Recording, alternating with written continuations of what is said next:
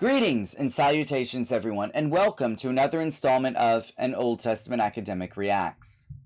Recently, Inspiring Philosophy reacted to a video of someone interpreting the passage of Genesis 2:17 as God lying.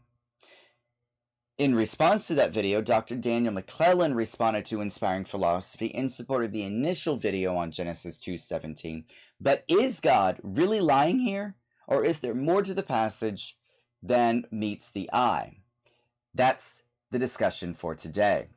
So if you guys like this sort of content and wish to see the channel grow, please hit that like button and make sure you guys are subscribed in order to receive future notifications on upcoming videos. And as always, I will go ahead and put my sources and the links to both Inspiring Philosophy and Dr. Daniel McClellan's YouTube channels in the description below. So without further ado, let's get into this. All right, so Daniel McClellan, or Dr. Daniel McClellan, opens his response video by stating, what is the first lie in the Bible? It happens in Genesis 2:17. And the Lord God commanded the man, saying, You may surely eat of every tree of the garden, but of the tree of the knowledge of good and evil you shall not eat, for in the day that you eat of it you shall surely die. McClellan, pictured here, states that according to the text, that just doesn't happen. Later in the video, however, we see that McClellan argues that the writer of Genesis was using a literary device, hyperbole, and compares it to parents discovering that their child has destroyed something of theirs, and in their anger says to them, I'm going to kill you. McClellan states that's probably what is going on here. There was the use of hyperbole to try to emphasize the seriousness of the consequences. Adam ate from the tree of the knowledge of good and evil anyway, and then went, ugh. God went, ugh. Well, I gotta punish you, and then rattles off all of these punishments that include ultimately death at 930 years down the road, but is not the fulfillment of the original threat. Now, the 930 years go beyond the scope of this video. However, I do agree that this is hyperbole, but I must part with Dr. McClellan when he says that God is lying. First off, there is so much going on in the first 3 chapters of Genesis that it certainly can leave the average reader bereft of words in an effort to understand the passage without taking it at face value.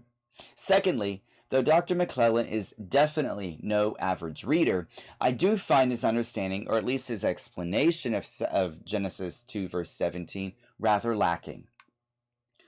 So what exactly is going on here?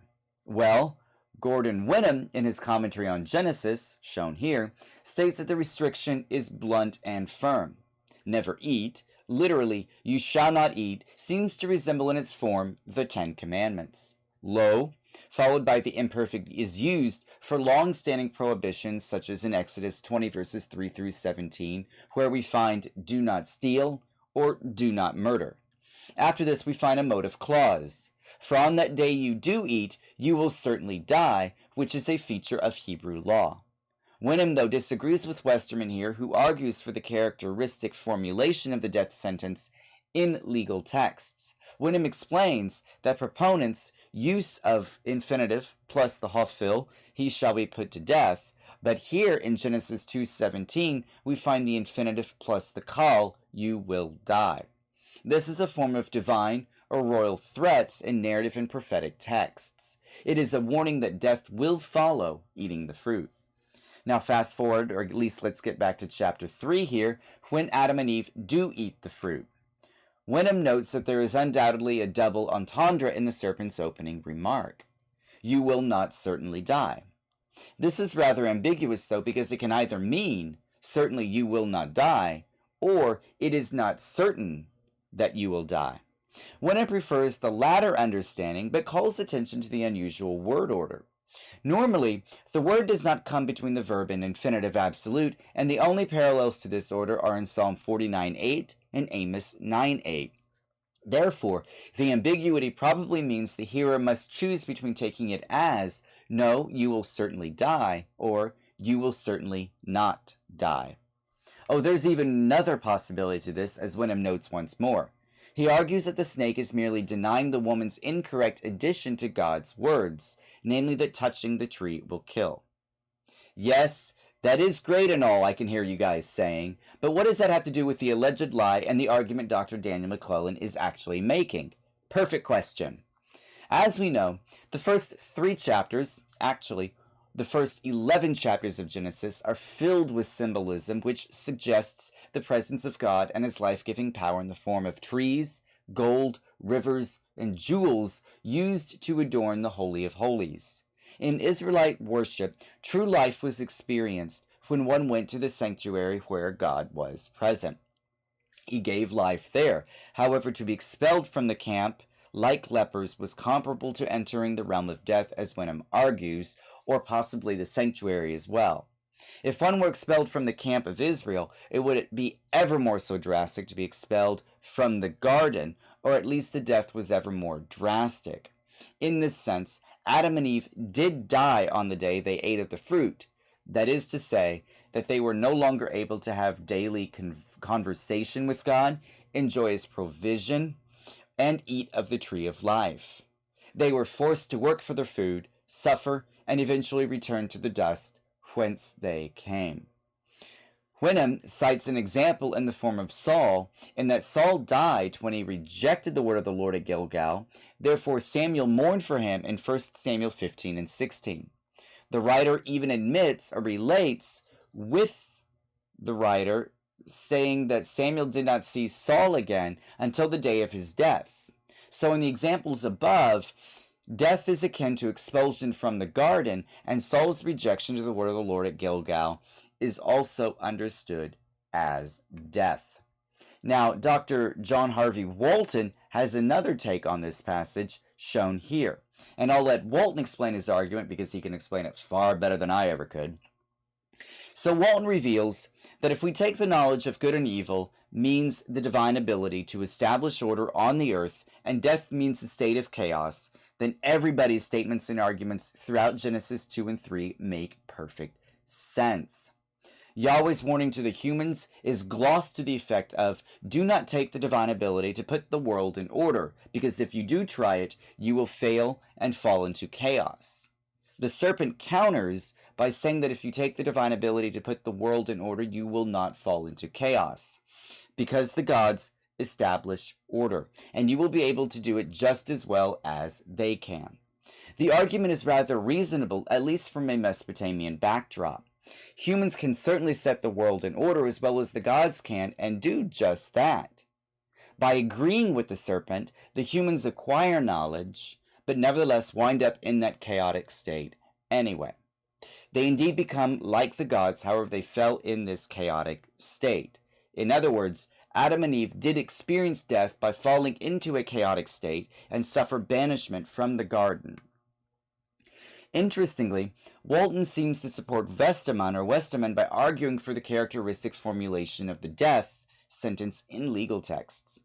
Already siding with Winham on this issue rather than Walton, I still believe Walton's argument is falling into chaos being death cogent.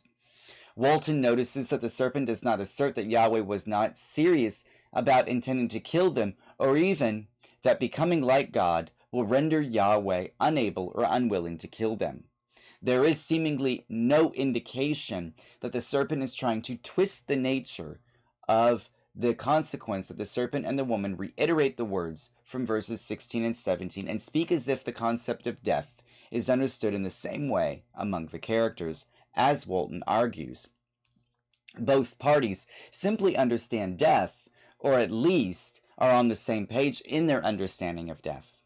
According to the serpent, the potential consequences of eating the fruit of knowledge will be received passively in that they will not die, but they will become like God, knowing good and evil. The serpent is simply saying that, like Ea and Adapa, Yahweh is misleading them. Walton therefore argues that the serpent is encouraging Eve to ignore a warning rather than disregard a threat. Whether that is judicial, as he and Westermann argue, is rather irrelevant. Based on the serpent's statements, then, we can safely understand that Eve knew death to be something that would happen passively after partaking of the fruit of knowledge, and not something that Yahweh would actively do to her as a reaction. Eve understands that it would be wise to avoid death by eating, employing what she herself understands as knowing good and evil. Walton maintains, arguing that the phenomenon of physical death is understood to represent a degradation into chaotic state of being. Death is described in terms of negation, isolation, disempowerment, depersonalization, deprivation, alterity, and absence that are characteristic of chaos. The metaphorical comparison operates in both directions, however, in the sense that any chaotic state can metaphorically be described as death, even if the condition does not actually include the loss of physical life. We see evidence of this in Psalm 30, which states that I was counted among those who went down to the pit, set apart as dead, and claims that Yahweh brought me up from the realm of the dead in verse 3, even though in both of these cases he is still physically alive. Walton concludes and seemingly concurs with Winham here that being sent out of the human world into liminal space can also be metaphorically imagined as death. Step and netherworld are one and the same in mythological contexts. Ezekiel 37 also depicts the nation of Israel stripped of identity and banished to a foreign land, metaphorically as a mass grave, even though the people are alive in Babylon. Jonah is physically spared from death, but nevertheless cries out from the netherworld in Jonah 2:1. So, in conclusion here, two examples in the forms of Winham and Walton counter McClellan's claims that Yahweh lied, in that expulsion from the Garden of Eden can be understood as death. Additionally, Walton argues that Eve understood death passively and that she sought to acquire the knowledge of good and evil in an effort to avoid death, which was understood as falling into chaos. Well, guys, that concludes this discussion and counter-argument against McClellan. I hope you guys enjoyed this installment, and as always, don't forget to hit that like button and subscribe. And finally, please let me know in the comments below your thoughts on this topic. Until we see each other again, guys, bye.